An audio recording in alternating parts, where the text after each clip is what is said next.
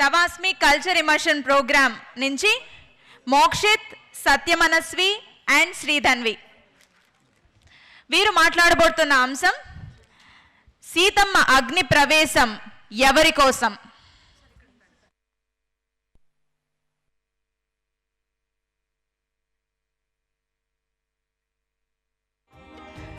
మన కరతాళ ధ్వనులతో ఒక్కసారి all the best చెప్దామా?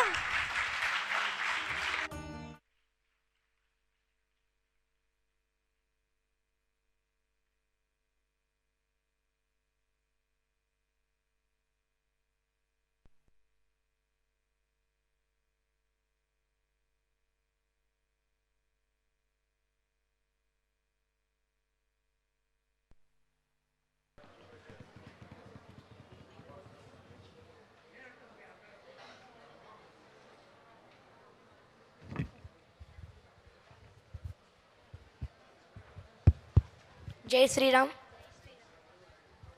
జై శ్రీరామ్. జై శ్రీరామ్.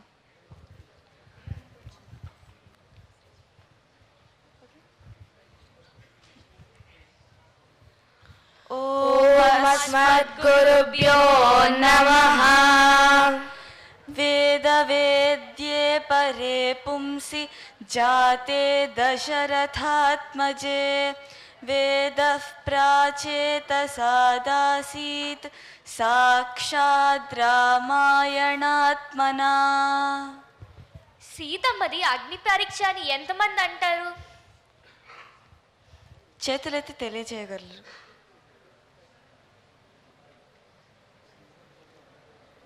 సీతమ్మది అగ్ని పరీక్ష కాదు, ప్రవేశం. అది అగ్ని ప్రవేశం అయినప్పటికీ రాముడు ఎంత కఠినాత్ముడో కదా, మన సీతమ్మ చేత అగ్ని ప్రవేశం చేయించాడు. మీరు ముందు అది అగ్ని ప్రవేశమా అగ్ని పరీక్ష అన్నది పక్కన పెట్టండి. అసలు ముందు సీతారాముల ప్రేమను అర్థం చేసుకున్నామంటే అప్పుడు రాముడు కఠినాత్ముడా మంచివాడా, సీతమ్మ మీద అసలు ప్రేమ ఉందా లేదా అని మనకు అర్థమవుతుంది కదా. కాబట్టి సీతారాముల ప్రేమని అర్థం చేసుకునే ప్రయత్నం చేద్దామా? చెప్పండి అందరూ. సరే, సీతారాముల వివాహం తరువాత వారిరువురి ప్రేమను తెలియచేసే ఒక చక్కటి శ్లోకం మన వాల్మీకి రామాయణంలో ఉంది. రామ చ సీతయా సార్ధం విజహార బహూన్ ఋతూన్ మనస్వి తద్గతస్తస్య నిత్యం హృది సమర్పితః. విజహార బహూన్ ఋతూన్, ఋతువులన్నింటిలో వారు చాలా సంతోషంగా ఉన్నారు. మనస్వి అంటే మనస్సు తెలుసుకొని ప్రవర్తించడం. వారిద్దరికీ కూడా ఒకరి మనస్సులో ఏముందో మరొకరికి తెలుసు. నిత్యం హృది సమర్పిత, రాముని మనస్సు ఎప్పుడూ సీతకి మాత్రమే అంకితం. ఒకరి హృదయం మరొకరికి అర్పించుకున్నారు కాబట్టి వారికి మాట్లాడుకోవాల్సిన అవసరమే వచ్చేది కాదు. ముఖ కవలికలు చూస్తే వారికి ఏమి కావాలో అర్థమైపోయేది. అంతటి లోతైన అవగాహన ప్రేమ మన సీతారాముల మధ్య ఉండేది. సీతారామ లక్ష్మణులు అరణ్యవాసానికి బయలుదేరే సమయంలో కౌసల్యామాత సీతమ్మతో రాముడు ఇప్పుడు రాజు కాదని అగౌరవంగా చూడొద్దని అన్నప్పుడు సీతమ్మ ఈ విధంగా అంటుంది. నా తంత్రి వాద్యతే వీణా నా చక్రో వర్తతే రతః నా పతి సుఖమేదేత యాస్యాతపి సతాత్మజ. నేను రథాన్నైతే రాముడు రథచక్రం లాంటివాడు. ఏ విధంగా అయితే అందరూ వీణ ఎంత బాగా మ్రోగుతుందో అని వీణని మెచ్చుకుంటారు. కానీ ఇక్కడ నిజమైన కష్టం తీగలది, కానీ ఫలితం మాత్రం వీణకొస్తుంది. అలాగే నేను రథాన్నైతే రాముడు రథచక్రం లాంటివాడు. ఏ విధంగా అయితే రథచక్రం కష్టాన్ని భరిస్తే ఫలితం రథానికి వస్తుందో అదే విధంగా రాముడు కష్టాన్నంతటినీ తాను భరించి సుఖాన్ని నాకు అందిస్తాడు. అంతటి గొప్పవాడైన నా రాముణ్ణి నేనెప్పుడూ అగౌరవంగా చూడను అని అంటుంది.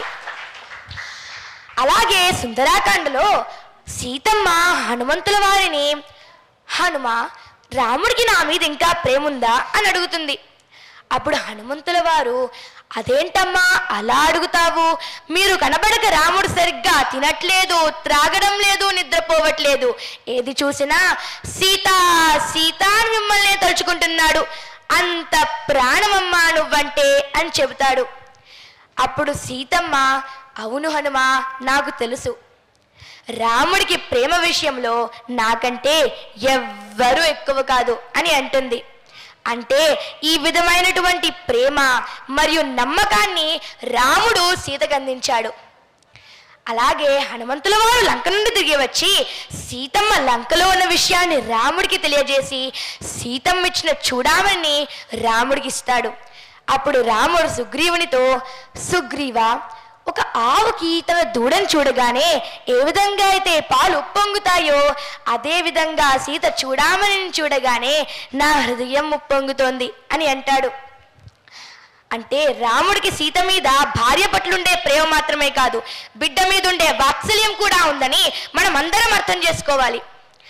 అరణ్యకాండలో సీతమ్మ అపహరణకు గురైనప్పుడు రాముడు సీత కోసం అరణ్యమంతా వెతుకుతూ బాధతో లక్ష్మణుడితో ఇలా అంటాడు, లక్ష్మణ, సీత లేకుండా నేను ఒక్క క్షణం కూడా బ్రతకలేను.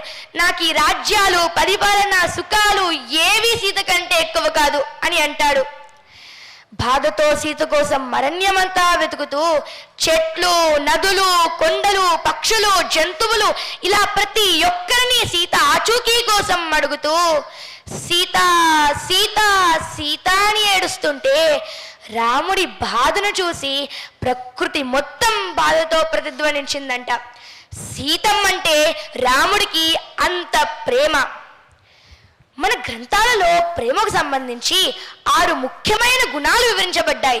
అవేమిటంటే అనన్య అర్హ శేషత్వం, అంటే వారిరువురు ఒకరికి ఒకరు సొంతం, మరెవరికీ కాదు. అనన్య అర్హ శరణత్వం, అంటే వారిరువురు ఒకరిని ఒకరు ఆశ్రయిస్తారు, మరెవరినీ కాదు. అనన్య భోగ్యత్వం, ఒకరికి ఏదైతే ఆనందమో మరొకరికి కూడా అదే ఆనందం, ఒకరి ఆనందానికి మరొకరు కారణం. సంశ్లేషైక సుఖిత్వం, అంటే వారిరువురు ఎప్పుడైతే కలిసి ఉంటారో అప్పుడే ఆనందంగా ఉంటారు. విశ్లేషైక దుఃఖిత్వం, ఒకరు లేకపోతే మరొకరు అన్నీ పోగొట్టుకున్నట్లు భావిస్తారు. తదనన్యత్వం, వారిద్దరూ కూడా వారి ఉనికిని ఒకటిగానే భావిస్తారు, రెండుగా కాదు.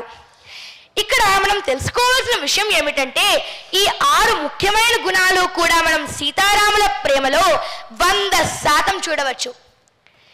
ఇప్పుడు చెప్పండి, సీతమ్మని ఇంత ప్రేమించిన రాముడు అగ్ని పరీక్ష పెట్టగలడా? అవును మోక్షిత్, నువ్వన్నది నిజమే.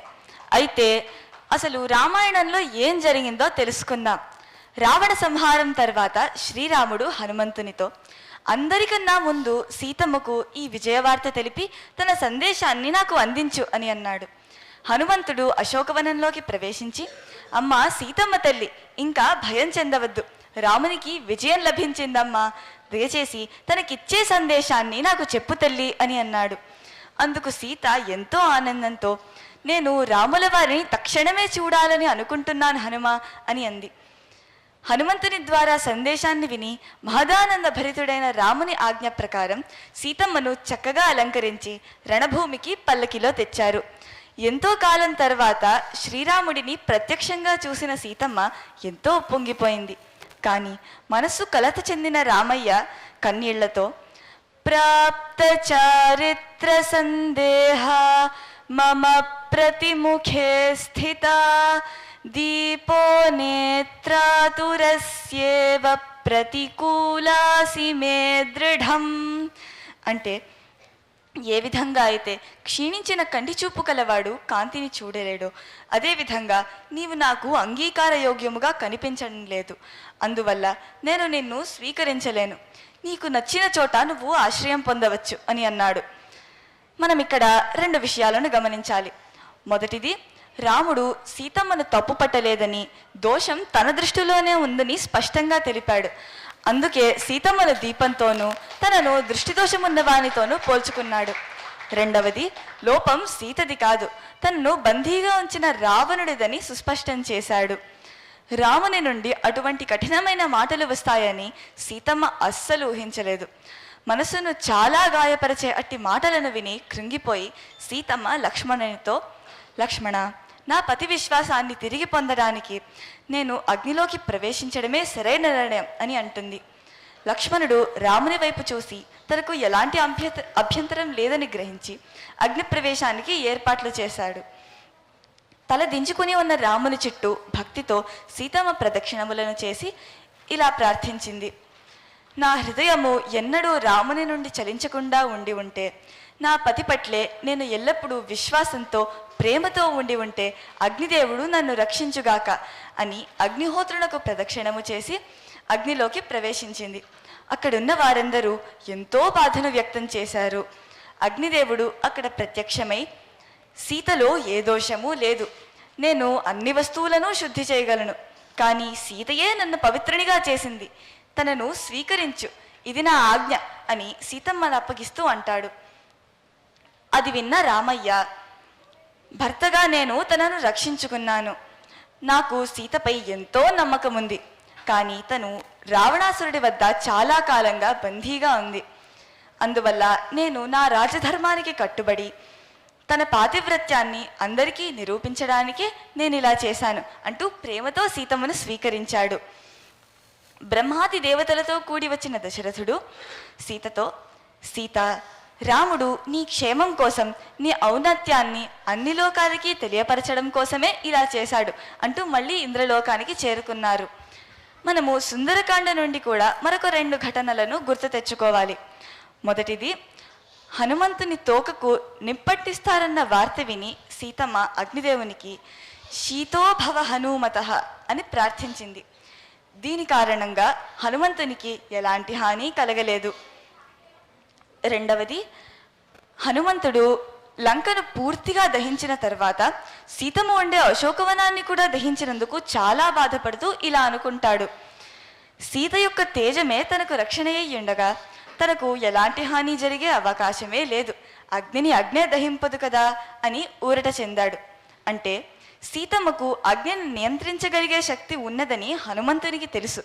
ఈ విషయం రామునికి కూడా తెలుసు. అందుకే రాముడు సీతమ్మ అగ్ని ప్రవేశాన్ని వారించలేదు. దేశకాలమాన పరిస్థితులకు అనుగుణంగా సామాన్య ప్రజలకు ఆమోదయోగ్యంగా తన అభీష్టానికి విరుద్ధంగా కఠిన నిర్ణయం తీసుకోవలసి వచ్చిన రాముడిని మనం అస్సలు శంకించకూడదు. అలాగే ఎంతో దూరం కాలినడకన నడిచి లెక్కలేనంత మంది రాక్షసులతో ప్రాణాలకు తెగించి మరీ పోరాడిన రాముడిని మనం అస్సలు తప్పు పట్టకూడదు.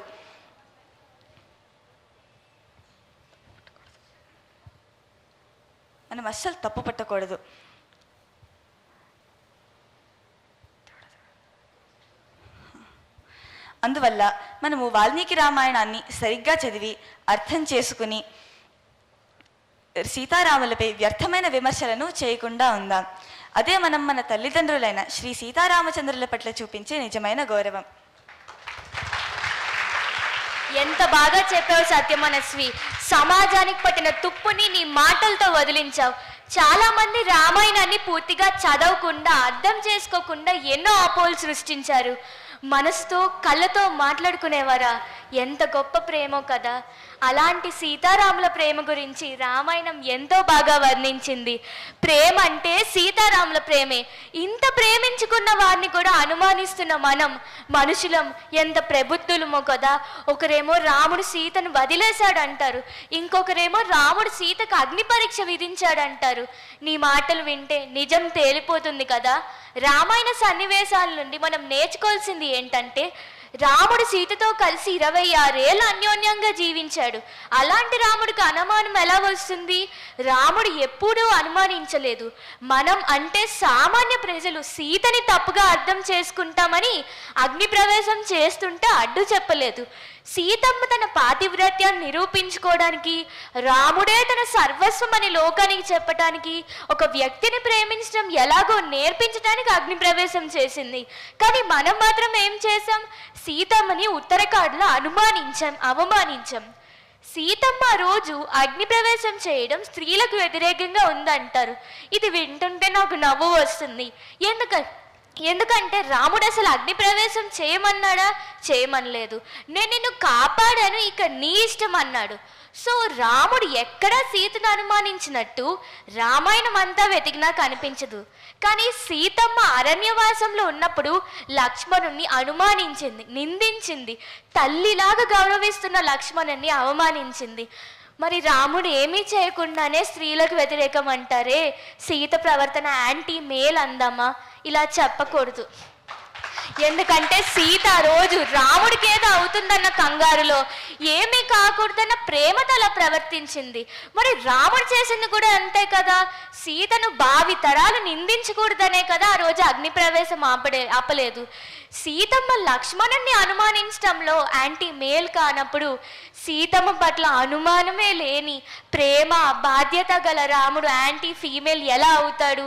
ఇలా స్త్రీలు పురుషులు మధ్య భేదాలు సృష్టించింది ఎవరో చెప్పనా? డివైడ్ అండ్ రూల్తో మనల్ని విభజించి పాలించింది ఎవరో మర్చిపోయామా?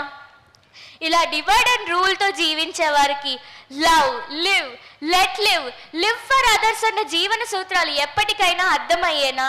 ఇవన్నీ రామాయణాన్ని, సీతారాముల ప్రేమని పూర్తిగా అర్థం చేసుకోకుండా చేస్తున్న విమర్శలు. వాల్మీకి రామాయణం స్పష్టంగా పూసగొచ్చినట్టు అగ్ని ప్రవేశం గురించి వర్ణించింది. ఇది కాకుండా మిగతా రామాయణాల ఆధారం అంటే ఎలాగా? వాల్మీకి రామాయణమే ప్రమాణం, ఇది గుర్తుంచుకోవాలి. ఇక్కడ గమనించాల్సింది, అగ్ని ప్రవేశం జరిగినప్పుడు దేవతలందరూ సీతను స్వీకరించమని ప్రార్థించారు. ఇక అగ్నిదేవుడు విశుద్ధ భావం నిష్పాపం ప్రతిగృహ్ణీష్వ మైథిలీం నకించిర విధాతవ్య అహం ఆజ్ఞాపయామి తేల్ అని సీతను స్వీకరించమని ఆదేశించాడు. సీతమ్మ మీద రాముడికి డౌట్ లేదు, దేవతలకి డౌట్ లేదు, వానరులకి డౌట్ లేదు. మరి డౌట్ ఎవరికి? మనకి, స్త్రీల పట్ల పలచటి భావం కలిగిన మన మనసులకి డౌట్.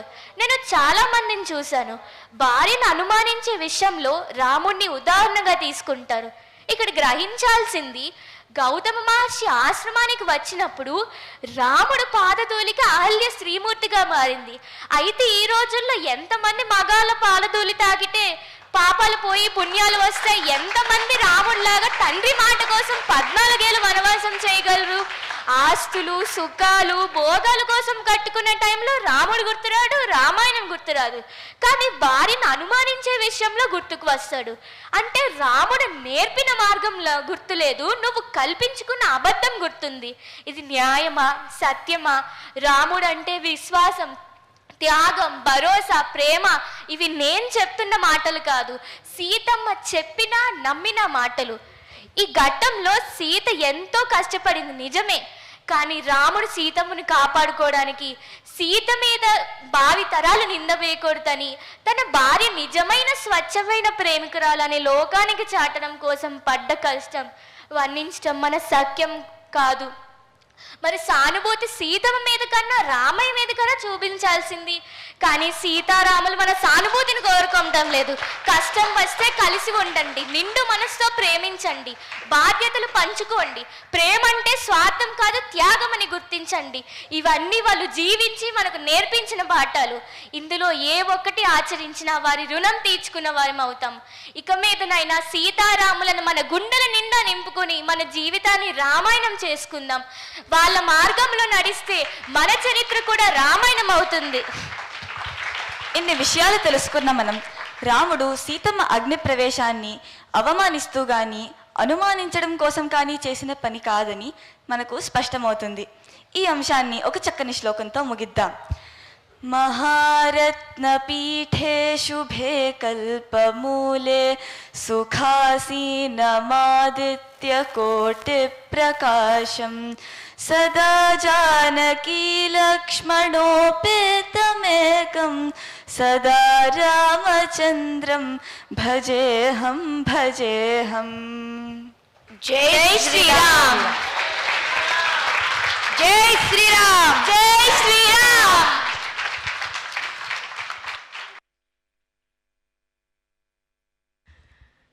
సీతారాముల ప్రేమ గురించి ఇంత అత్యద్భుతంగా వర్ణించిన ఈ చిన్నారులకి ఇంకొకసారి కరతాళ ధ్వనులతో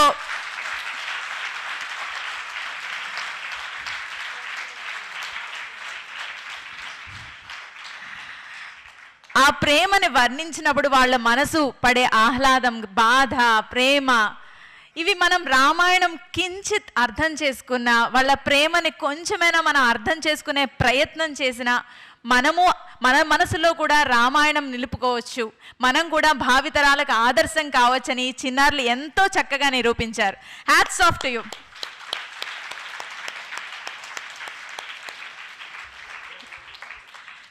వీరిని సత్కరించవలసిందిగా మన నారాయణం కుటుంబ సభ్యుల వారిని కోరుతున్నాం. రమ్యశ్రీ గారిని, గౌరీ నిత్య గారిని,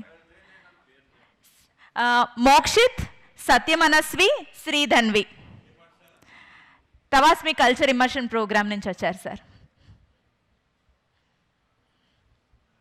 ఎలా నాన్న చెవి తుప్పు వదిలిపోయింది కదా అందరికీ?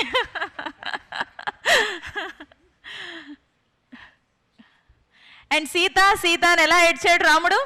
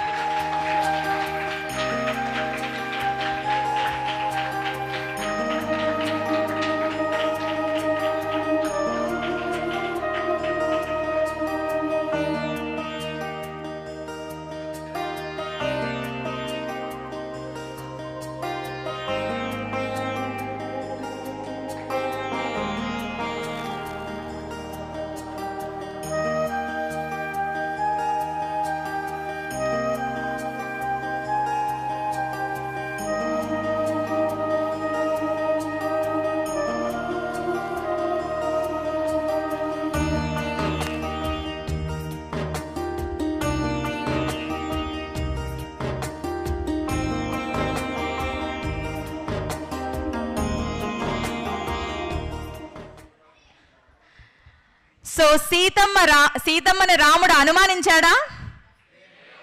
అవమానించాడా? ఏమైనా డౌట్స్ ఉన్నాయా? డౌట్స్ ఉన్నాయంటే చెప్పండి, మళ్ళీ ప్రెజెంటేషన్ మొదలు పెడతాం. మరి ఎవరి కోసం అగ్ని ప్రవేశం? మన కోసం. రేపొద్దున భావి తరాలు సీతమ్మని వేలెత్తి చూపకుండా ఉండడం కోసం రాముడు అగ్ని ప్రవేశం జరుగుతుంటే ఆపలేదు, అంతే. ఆయన పరీక్ష చేయించనే లేదు అని నిగ్గుదీసి మనకి చెప్పారు. Hats off to you. Very good job నాన్న.